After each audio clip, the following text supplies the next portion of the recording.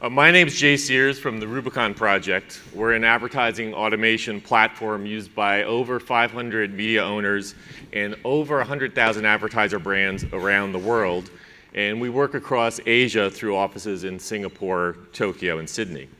I want to thank Charlie Crow and the staff at the Festival of Media and C-Squared. Last fall was our 5th annual Trading Desk program at Advertising Week in New York City. Which is a testament because our program actually predates some of the current efforts among agency trading desks such as Havas's AppyPerf and Aegis's Amnet. And last year, in 2013, we went global for the first time. We added a program at Advertising Week London and a rooftop extravaganza at the Cannes Lions show in France in June, and we're going to repeat all those programs this year. But today, we add our first annual Trading Desk program in Asia. In each of these events, we gather the regional or global heads of the agency trading desks and talk to them about the issues of the day and ask them hard numbers about their business and request they each look into their agile and real-time crystal ball and help us predict the future. So the theme here in Singapore is agility. And if nothing else, Programmatic is about agility. It's about data-driven marketing and real-time marketing. And we believe automation enables a shift away from the percent of spend and FTE compensation models between advertiser and agency and towards a results-based, a performance-based compensation model. Automation, and what we're talking about today, is a means to this end. Now, today we have gathered the current crop of trading desk leaders. We're going to investigate if the agency trading desks in Asia are unwanted missionaries of automation or welcome and agile reinventors of the buying and selling of advertising. So first I'm going to focus on the 3 of you that run trading desks across Asia. And then we're going to bring Scott from comScore into the conversation in a few minutes. So for the trading desks, let's do some names and numbers. So I want to go down the line. And Grace, I'm going to start with you. And just introduce yourself and tell us 2 things. On average, out of every dollar spent on media by one of your advertisers, how much today is spent on automated or programmatic channels? And then help us look into the future and tell us in 2 years, in 2016, what your best estimate is. What's that number going to be in 2016? Okay, so Grace, you start, and then we're going to go down the line.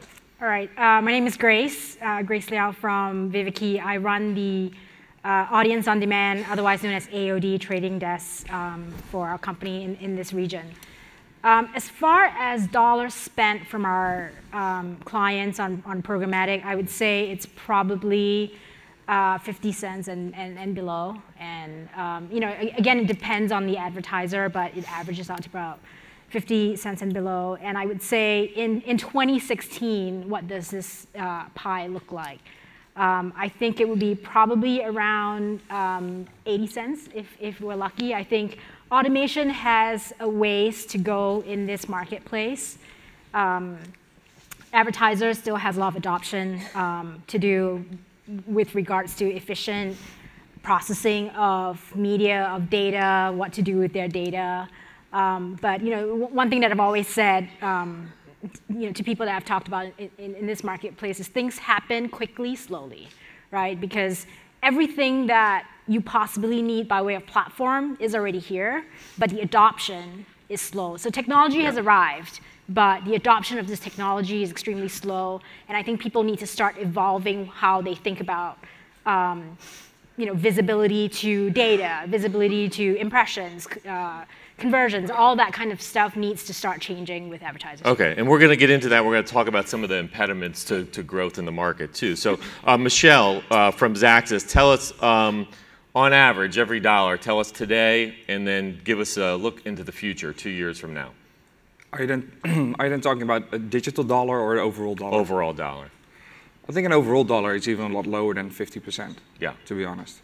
I think that obviously it's depending on the advertisers, but most of the advertisers are still spending less than 20–30% on digital as a starting point. Yeah.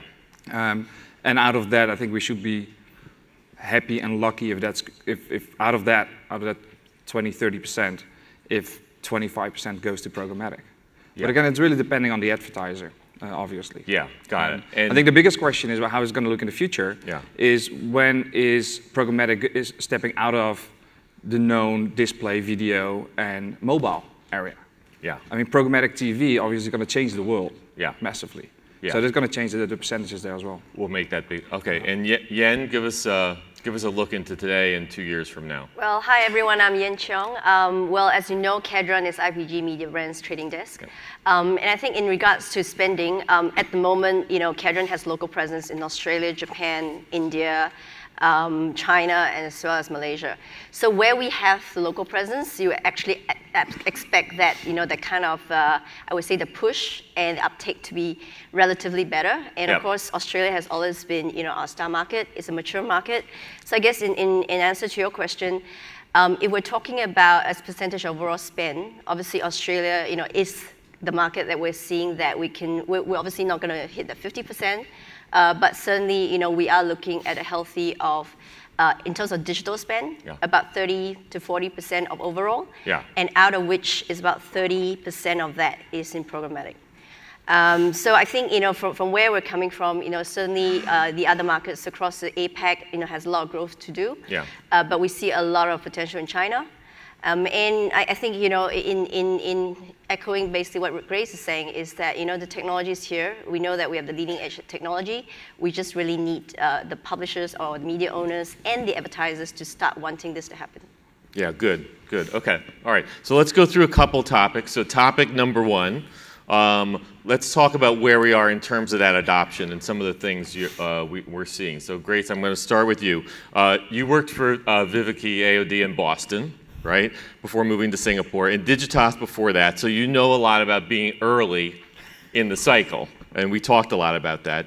And when we talked, you told me, quote, the US is 5 to 10 years ahead of this region. So give us a little color, like, what are all these guys going to see in the next couple of years? For all our sakes as trading desk and people who operate in the digital world, I hope to see, or I hope you guys would see, 110% adoption, if not more, of just basic ad serving functionality. Okay. I hope to see that marketers and publishers are adopting site tagging, so you're collecting data and you can start empowering what data looks like in this marketplace and start to drive that kind of economy here. And then, finally, it is true sort of programmatic trading. And I think when people think about programmatic trading, they think about RTB, and it's not about RTB. It is about how do you make things more efficient in a more automated fashion so that we can, as human minds, focus on insights, right? Because those are the strategies that will drive your business, not the tactics, right? I mean, tactics are important in terms of execution, but let's try to sort of surface it to a higher level where we are really focused on the strategies. Okay, good. And Yean, you are a Singaporean. You grew up here and went to school here, but you also spent time working in Australia too. And when we were talking, you were talking about there's the US market, the UK market, and then Australia is a bit behind that, and then the rest of the region here in Asia falls in. So give us a little more color. Well, I would say that Australia is not really a bit behind, in the sense that they're basically tracking. And I think, in our conversation, I was actually describing as our head office is in San Francisco, and we basically have the whole technology team. We focus on basically enhancing the product and developing technology solutions for our markets. And you'll find that Australia, alongside with our European counterparts or even our American counterparts, the kind of request they're asking of us in head office is technology enhancement, because they already in those markets, they already have basically a very, very mature adoption of a very sophisticated ad serving technology. Yep. Their budgets are very healthy. That allows us to do very good work. I mean, I think as far as we're concerned, Australia is really our star market in terms of it's profitable, and it's also a case whereby media owners value the benefit of programmatic. It's not a case whereby they get really territorial and they kind of feel like it's a seller's market. I'm just going to be protective of my of my revenue, so to speak. Right. So and you see that elsewhere in some different Asian markets, right? That type of. Absolutely. I mean, China, as we all know, and I think we all operate in there, it's a case whereby it's a seller's market. A lot of the publishers, media owners, they do not see the value of actually, getting into the programmatic, kind of race. Well, I think I would challenge that a little bit. I think that they do see the value, but I think they are fearful of transparency there, and on many levels, right? Because they are also subject to different governmental rules than the rest of the marketplace. It is quite unique from that perspective. Right, in China, yeah. Right. So I think they do want a piece of the pie, but they're creating their own. They're creating their silo. own, they So are they creating have their own hurdles. sort of like, this is my DSP, but I also have, if you want to access my inventory, you use my DSP, you use my technology, and it's a walled garden. That's right. And Michel, when we spoke about this, you said actually when you came into the market about 2 years ago, when Xaxis came in and you came in to run it, you had to kind of almost dumb down the offering for a lot of markets, that you were maybe talking about the plumbing or the intricacies of it, and people didn't want that. And then coming to the point that Grace made, fortunately and unfortunately, we agree on a lot of things. But, Fortunately. Yeah, fortunately. Is that when I came into the market 2 years ago, and obviously we had rolled out Xaxis in Europe and the US before, and Australia also a little bit earlier, we were really enthusiastic about the capabilities we had and how we could sort of improve the marketplace in general and help advertisers with that. But I remember a lot of conversations and meetings I had with advertisers where I prepared this amazing, well, I thought it was amazing, but this deck. But literally after slide number 2 or 3, and the deck was around going into programmatic and reaching audiences and nice insights analytics. But the rest of the hour meeting was about convincing an advertiser why they should use third-party ad serving. So it's literally going back to the basics, and still we have these discussions in a lot of big markets. Yeah. And I think that's how also the rest of the world, the US and Europe, needs to look at how Asia is right now, is that there are massive opportunities in a lot of markets. There are massive opportunities in China, India, and we all know it. And everybody sees them as the growth markets. And that's within our organization as well. But we have to be realistic. As long as the base foundation is not there, it's very difficult to build on top of that. And that's what we're still experiencing. And I think third-party ad serving adoption in China and India is less than 5 to 10%. Yeah, and it's really, Grace, you mentioned that a minute ago, it's a foundational element that needs to get laid down kind of before we go to the next step. But on the other hand, it's also difficult, right? Because I think if you take China and India as an example, they both have different reasons why it didn't get traction there. Yes. And I think it's in India, it has more to do with pricing. Right. Yes. The media is so cheap in India that if you add third-party ad serving, it's upside down. It's upside down. Sometimes the ad serving is more expensive than the media. Right. Where in China, and the argument that Grace is using, that publishers don't want to lose control over the content that's being presented on their website. That's one argument. I think there are a few other side arguments to that, and it might be a bit of a publisher excuse as well. But that's something we need to overcome. Yeah. But I think also the way we overcome that is really with our clients. Absolutely. And I think one of the examples that we've actually done in China is we actually ran a mobile programmatic buy only with a financial client. Yeah. And obviously, in the absence of third-party ad serving, what happens is there's a lot of exchange of data between the client and ourselves. So in effect, it's a low trial, it's a quite small trial, but we have some success that now the client's going to actually kind of run it again. So I think it is also a case whereby we need to educate our clients, the advertisers, to actually want something like this, to actually say that this is important for our business. We want to know how it works. And also, I guess we're talking about programmatic buying right now, not just in the digital space. We're talking about the fact that it's automation. Of media, and of course, as you know, Jay, met Silas, he's talked about it very openly about the ambition for us as a network. Right. This is your media brand CEO. Yes. Yeah. Okay. Well, let's transition to that too. Let's talk about it. I think one of the most interesting things, and the things for people out here to understand, is it used to be the functions we all represent in the automation piece. We were not at the cool kids table for a long time. It was balkanized. It was kind of separate from the rest of the agency and holding company operations, and that is fundamentally changing.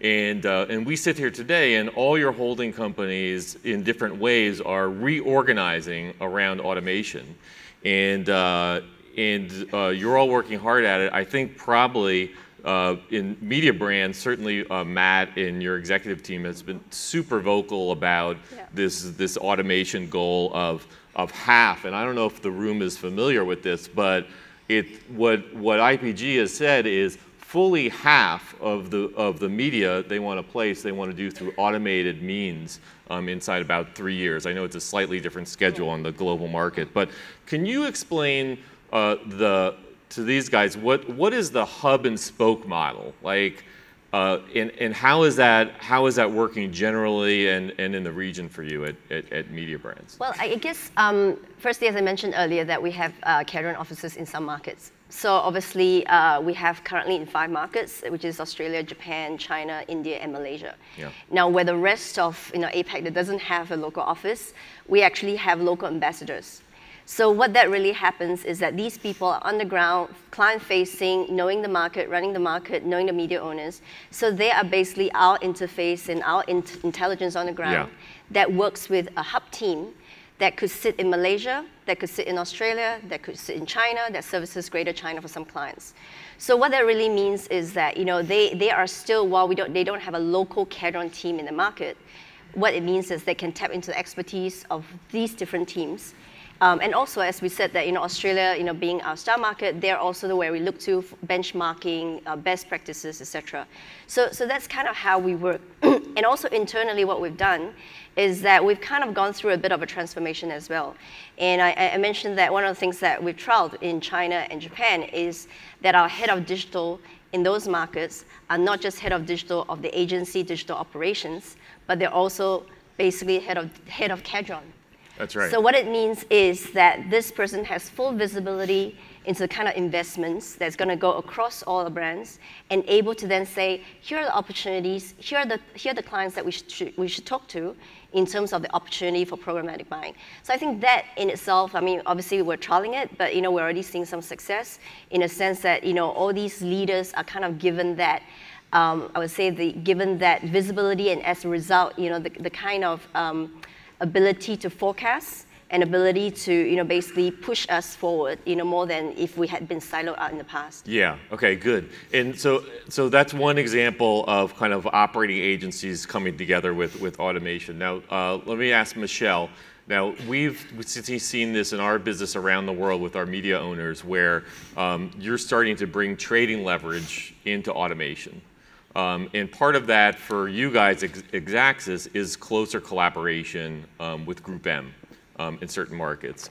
And we've seen certainly in smaller markets, just like Yean is saying there's someone who has 2 hats, there are now Group M and Xaxis people that wear 2 hats as well. So, but tell us what's happening across Asia, like how is that piece coming together? I think there are 2 things to that. One, we had a little bit of a different strategy than the rest have been doing, is that we made the investment to go into every single relevant Asia market. Yes. With all the respect for people in Pakistan and Sri Lanka, these are the markets we haven't done so far, but the rest we're sort of in. Yeah. So we have actual Xaxis people on the ground. Obviously, we're close with our Group M colleagues, both from a digital side as well from a trading side. If you look back at, I think in general, what an agency group is doing, they're bringing business together, they're bringing agencies together, they're trying to build skill in benefit of their advertiser. And I think what's happening right now in the programmatic space, and especially in the RTB space, is that skill does not matter, right? When it comes to inventory. So everybody buys inventory for the same price. Yeah. And as Group MWPP, we have a lot of big advertisers who expect from us that that skill matters for them. That they're not buying media for the same price as a small advertiser who has a shop around the corner. Yeah.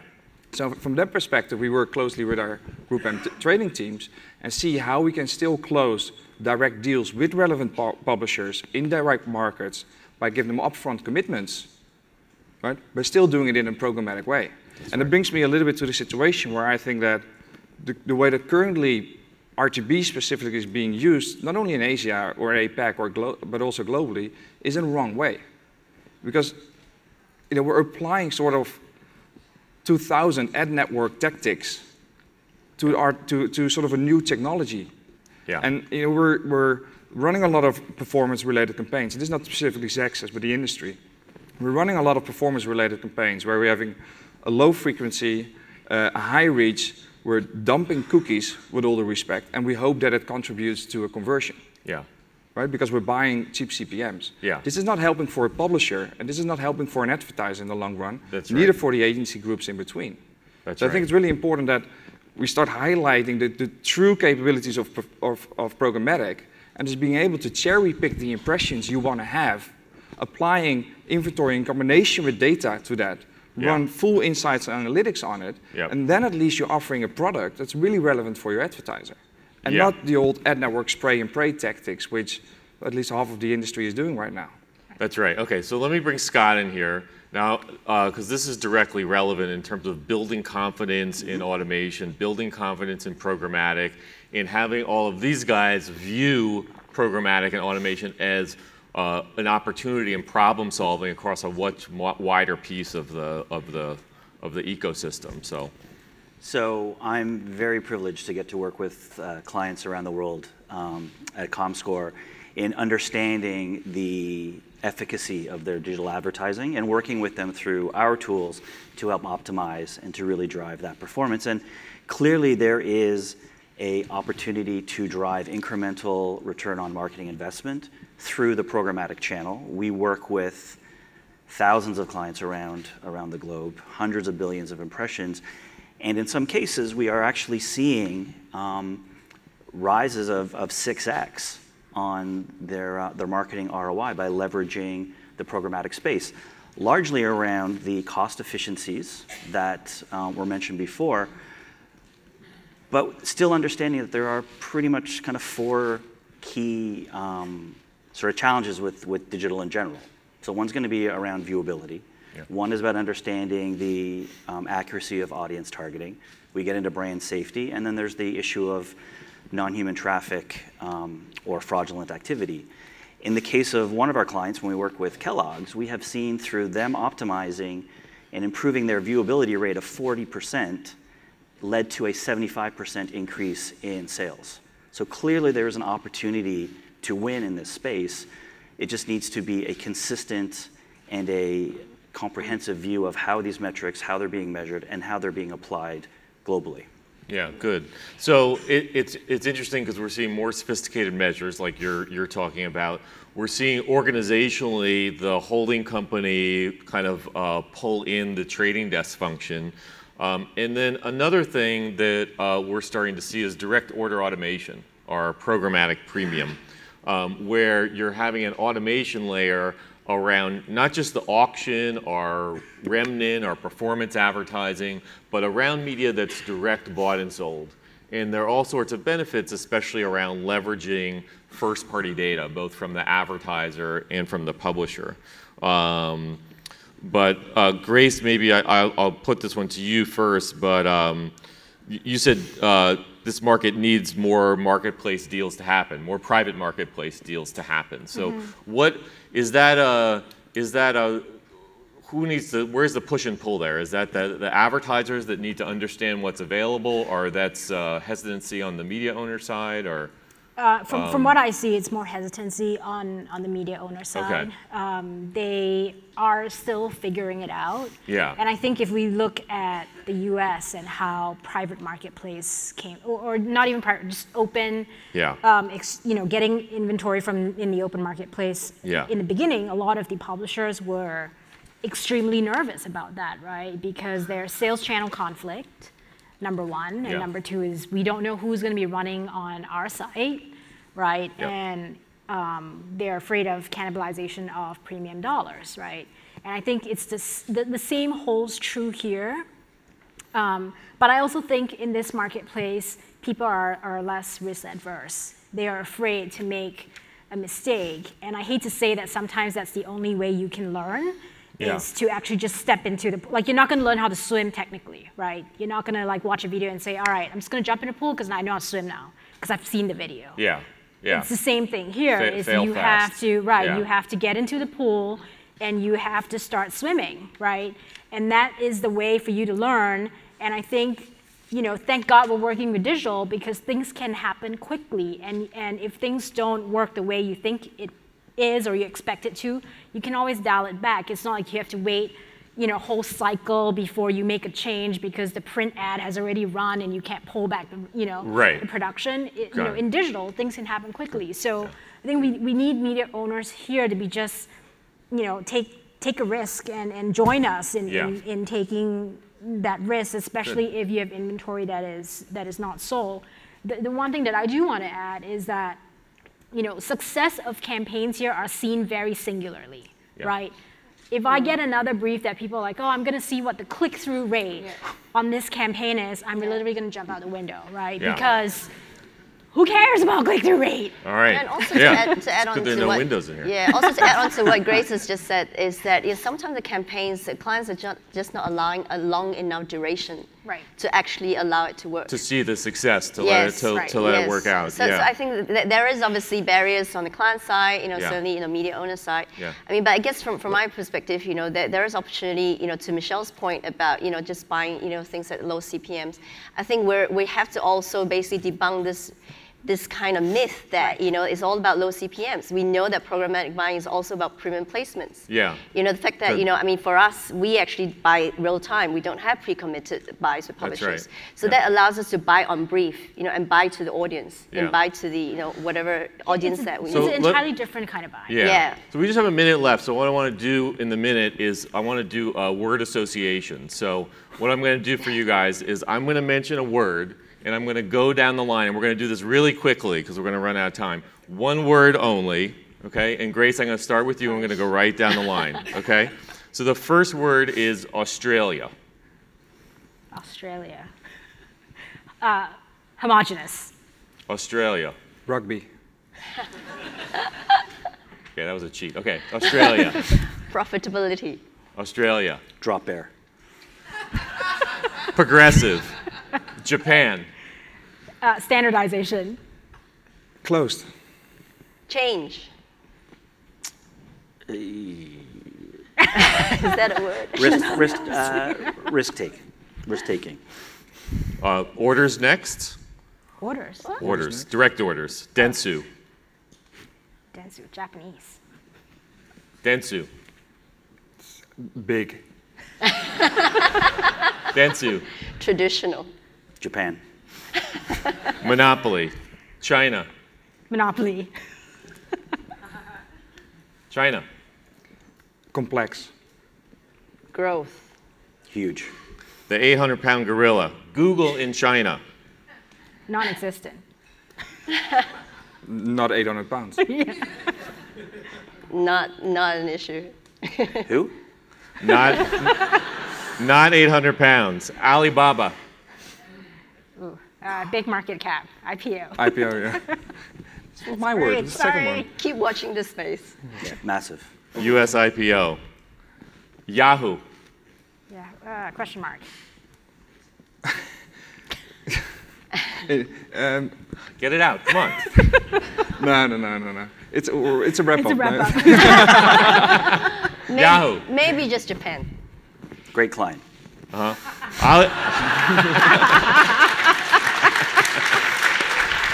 Alibaba. The 24-year-old media buyer. Education. Yeah. Learn.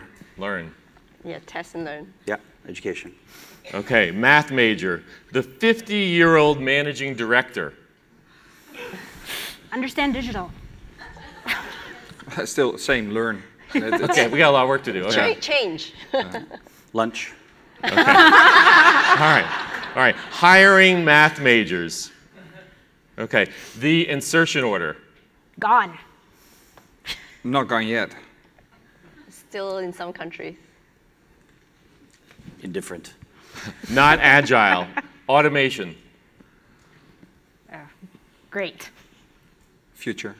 Accountability. It's the reality. Agile. All right, put your hands together. Thank everybody for joining us today.